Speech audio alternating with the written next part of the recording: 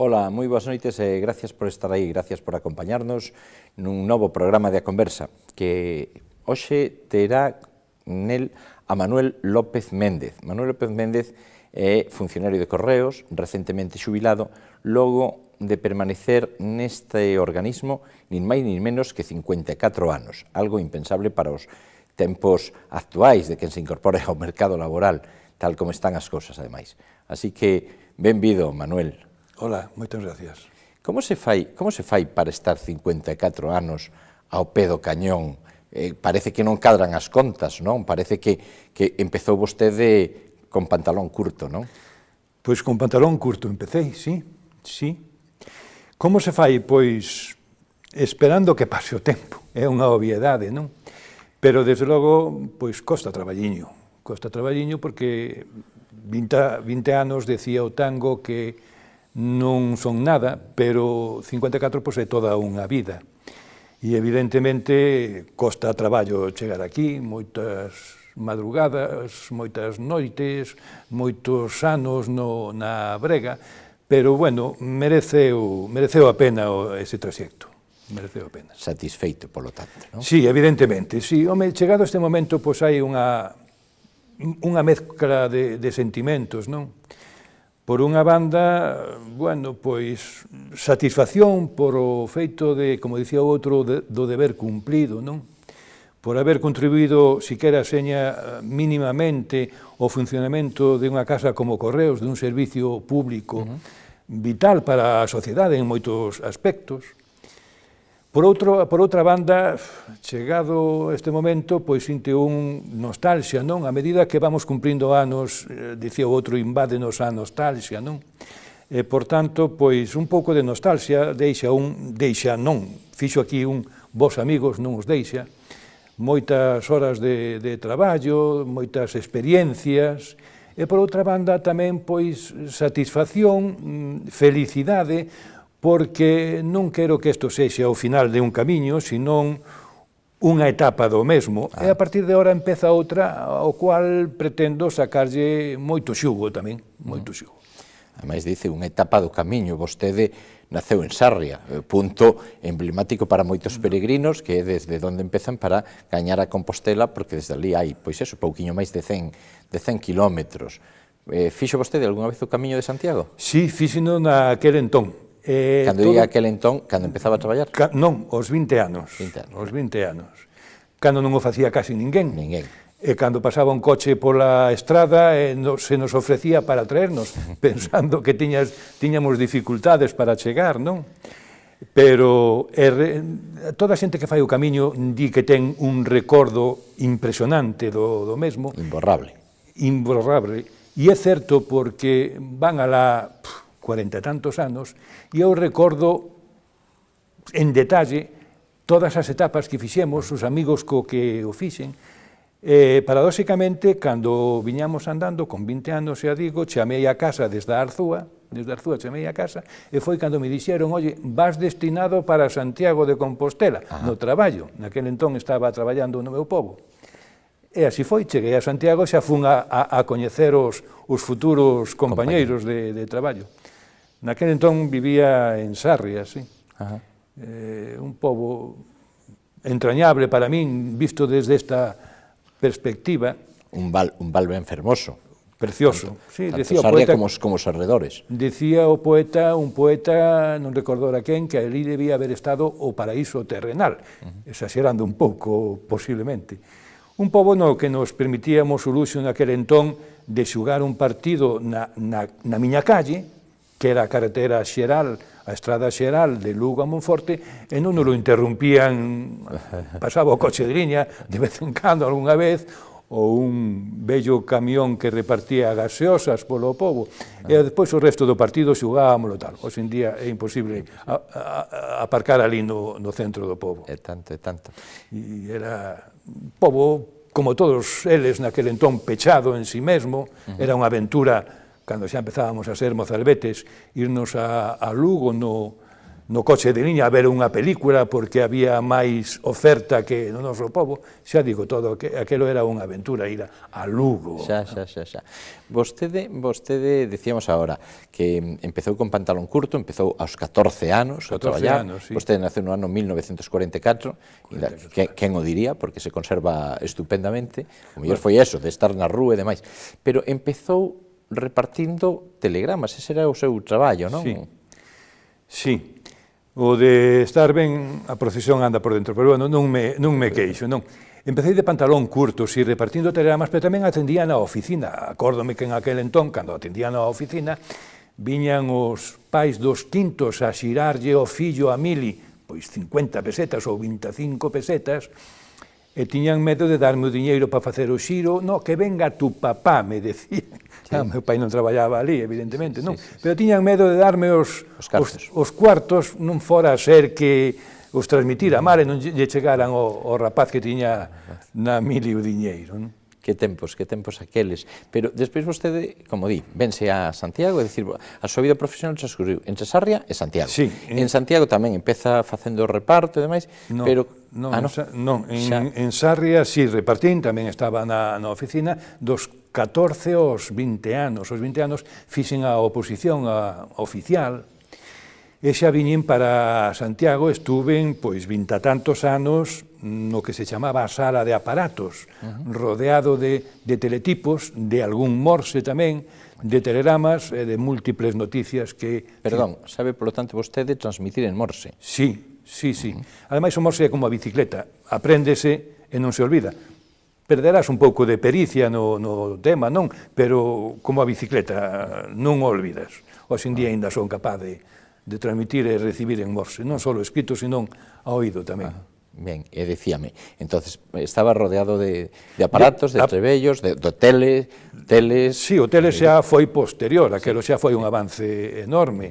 Naquel entón había as comunicacións telegráficas eran, digamos, punto a punto, por tanto, un telegrama desde Noia a Ubrique en Cádiz, iba de Noia a Santiago, Santiago a Madrid, Madrid-Cádiz e Cádiz a Ubrique. Non había comunicacións directas, non había comunicacións directas. Sí, poucos anos despois de chegar eu a Santiago, que cheguei no 65, empezou gentes, o teles, que era o mesmo, pero engabonado aos particulares, empezaron os medios de comunicación a ter xa esos elementos para tal, para mandar as noticias, pero eu recordo incluso telegramas de prensa, os medios de comunicación escritos, aparte que xa empezaban a ter en aquel entón medios para transmitir a noticia, había telegramas de prensa, co cual o seu corresponsal puña un telegrama, que tiñan ademais unha tasa moito máis reducida, non?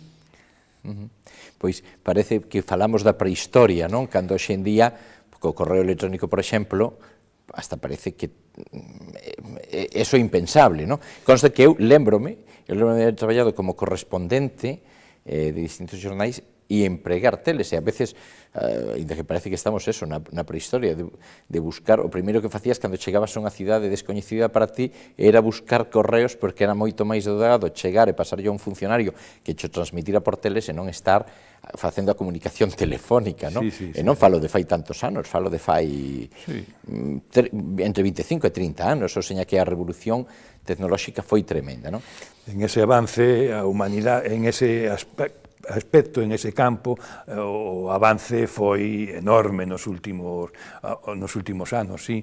Sí, moitos compañeros vosos recurrían a nós para transmitir. Eu recordo cando había algún evento en Santiago, a chegada da Volta Ciclista, a presencia en Santiago de algún mandatario estranxeiro, montábase unha... dispositivo especial para ter exactamente, unha sala de prensa donde había teléfonos atendidos por señoritas da Telefónica e donde había teles atendidos por nós.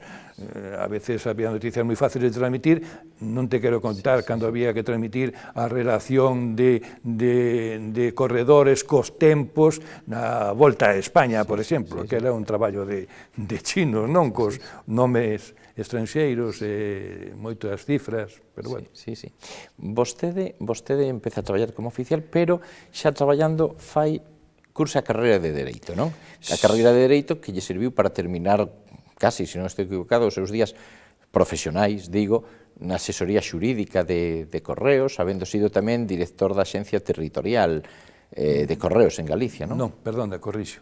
Non, fun xefe da Administración de Santiago Somentes. Naquele entón, ademais, non había todavía, non había estrutura territorial, era local, Somentes, e provincial. Sí, fixen a carreira de Dereito, xa empecé con 30 e algún ano, xa casado, andaba todavía entre teletipos, ás 8 da mañán, que traballaba de noite, pegábame unha ducha e iba ás clases, xa casado e con 2 fillas que teño.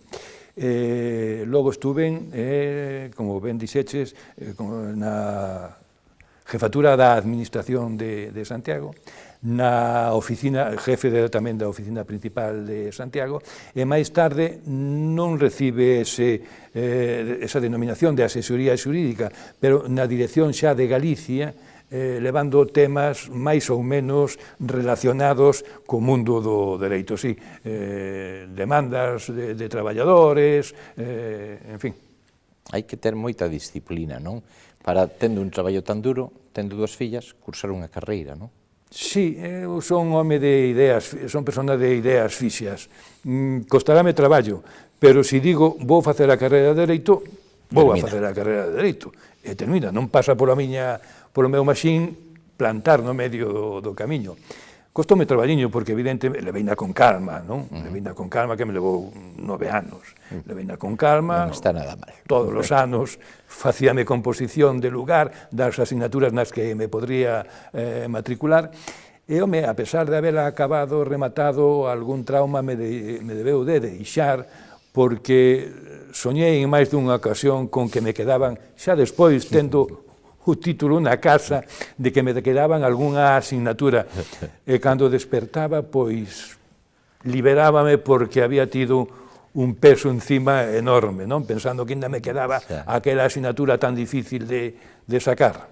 Ou tuvo algún profesor duro, de verdad?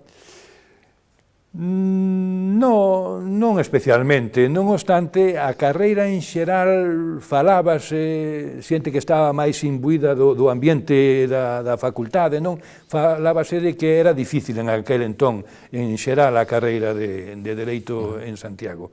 Algún compañeiro incluso foi arriconando algunha das asignaturas máis difíciles e logo cambiou cambiou de campus para botar esas asignaturas, porque aquí parece que era difícil. Pero, bueno, eu xa digo, como mo levei con calma e botelle filosofía ao asunto, leveino máis ou menos ben. Ben, non? Voltando ao que era antes o servicio de correos, é dicir, sigue sendo moi importante nos tempos de hoxe en día, pero antes realmente tiña ese halo de romanticismo, non? Por exemplo, as cartas dos namorados, ou as cartas dos emigrantes, que, pois, aquí en Galicia, co número tan inxente que tivemos de emigrantes, supoño que eso, se non o viviu vostede en Sarria, si o compartiría con compañeiros, da ilusión que lle tiña que facer a moitas xentes que chegara unha carta do ser querido, non? Sí, evidentemente, é que falábamos de romanticismo, pero é que así, na miña opinión, o que pasa que son parte no asunto, non se pode comparar recibir unha carta, recibir un telegrama, o encanto que eso ten, con recibir a mesma noticia por correo electrónico, por exemplo. Non resiste a comparación. Si, eu acordome, na Mili, que fixen a Mili en Lugo, había algúns compañeiros que presumían de que recibían cartas da moza e viñalle estampada na carta da moza os beizos pintados, estampado ali. Ben, non deixa de ser unha escena un pouco ridícula, non? Pero ese encanto de abrir unha carta non o ten nin outros medios de comunicación. Encanto que, desgraciadamente, se está perdendo, porque a carta manuscrita, aquela de querida familia, o querido tal, o querida cual, pois casi nin existen. Pouco por Nadal, a clásica tarxeta, o crisma de felicitación de Nadal, pero vamos... Incluso cada vez menos, moito menos, non? Sí, cada vez menos, evidentemente. O correo electrónico fixo que baixara o número desas misivas, pero cambiou polo feito de máis correspondencia, pois xa non está manuscrito o enderezo no sobre, senón mecanografiado de grandes empresas de servicios, de grandes instituciones financieras, hasta algunha de multas de tráfico, o sea que ese correo que falábamos non perdeu un pouco a súa razón de ser, desgraciadamente. E con el incluso tamén son dos que opina que o xénero epistolar, que solamente temos que ir aos arquivos dos intelectuais para ver esa correspondencia tan fermosa. Eu, por exemplo, a fin de semana pasada estiven en Boborás, falábamos das cartas que recibía Antón Losada Dieguez de Castelao, non? Eso, hoxe en día, pois o que dicimos, desapareceu, pero desaparece, non sei se cal é a súa opinión, e se comparte conmigo, que o xénero epistolar, ao facelo por medios telemáticos, mecánicos, que perde incluso na expresión. Non sei se vostede o comparte ou non. Sí, evidentemente. A letra da persona, da familia ou da persona querida, evidentemente transmite moito máis que a frialdade dun teclado ou de un ordenador. Eso é evidente. Eu teño visto a veces na prensa que hai concursos de epistolares, non? De literatura epistolar, pero desgraciadamente son poucos, e perdeuse a costumbre. Falaba fai un pouco destas cartas, non? Publicou tamén a prensa hai pouco unhas que lle dirixiu a condesa de Pardo Bazán a quen... sí. Non me sale ahora, sí. Vale, enchidas de amor, enchidas... sí. Bueno, pois desgraciadamente, a volta dunhos anos non se podrá falar deso dos escritores actuais. Sí, é tanto.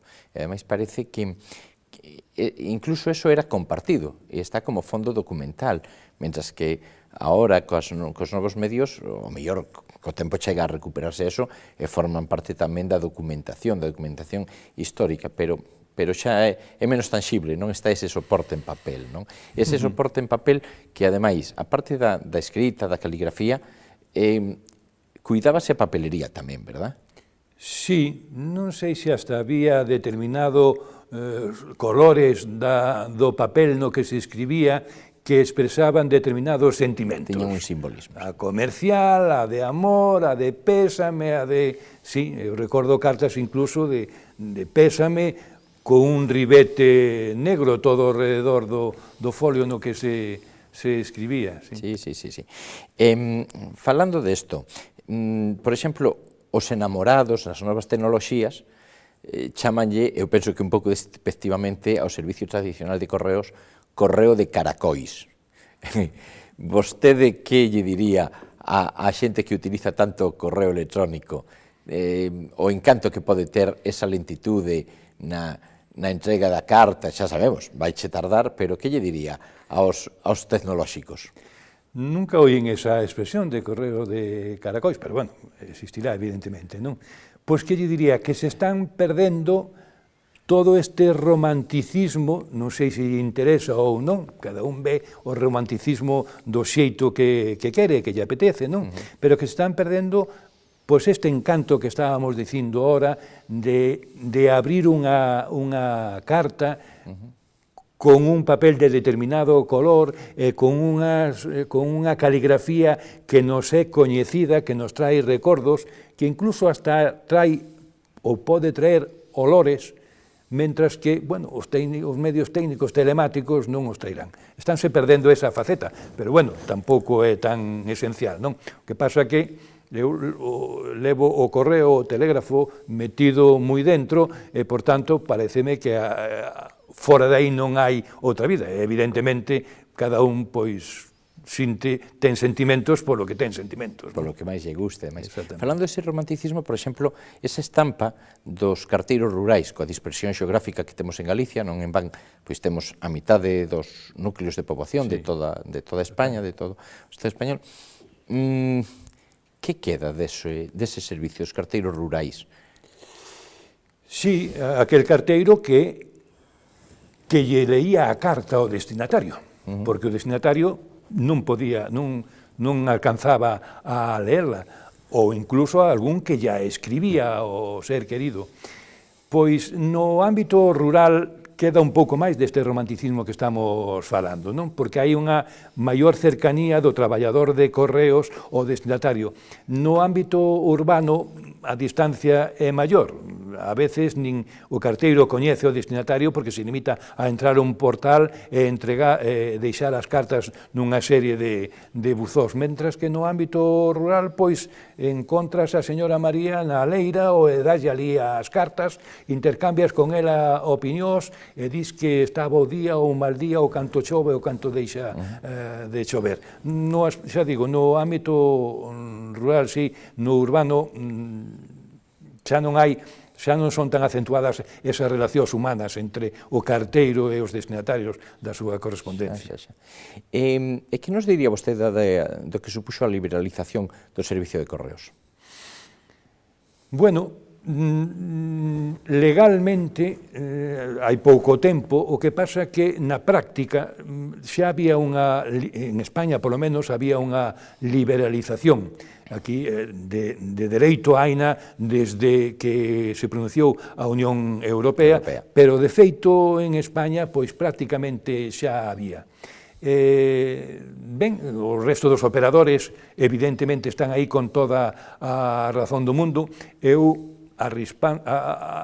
achegando a ascua a miña sardiña, direi que Correos é o prestador do servicio público universal.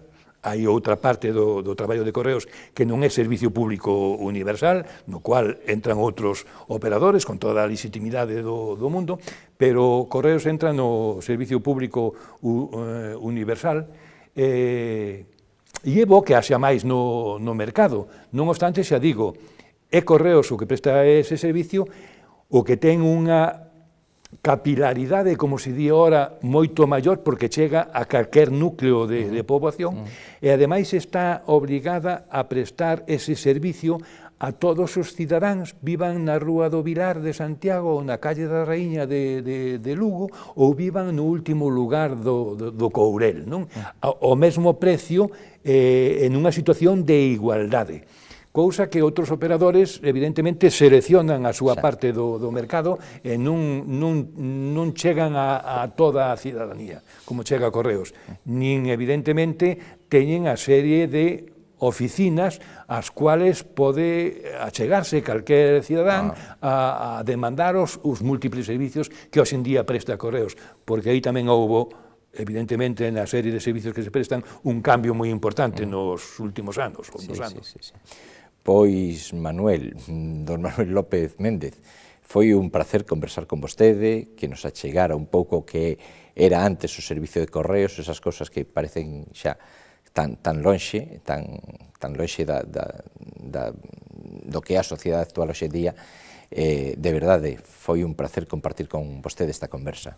O placer foi meu. Moitas gracias. Como gustaríame que lle dera, se vostede se atreve, a darlle as boas noites aos nosos telespectadores en Morse, xa que vostede. Sí, como non. E ademais, hasta me gustaría que houbera algún ointe, algún telespectador que podera recibilo, que podera entendelo. Boas noites, non?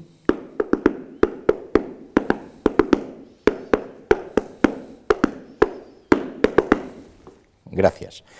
Pois eso, boas noites, señoras, señores, graciñas por haber compartido a conversa de xe con nós. Xa saben, o próximo lunes teño unha cita de novo con nosotros.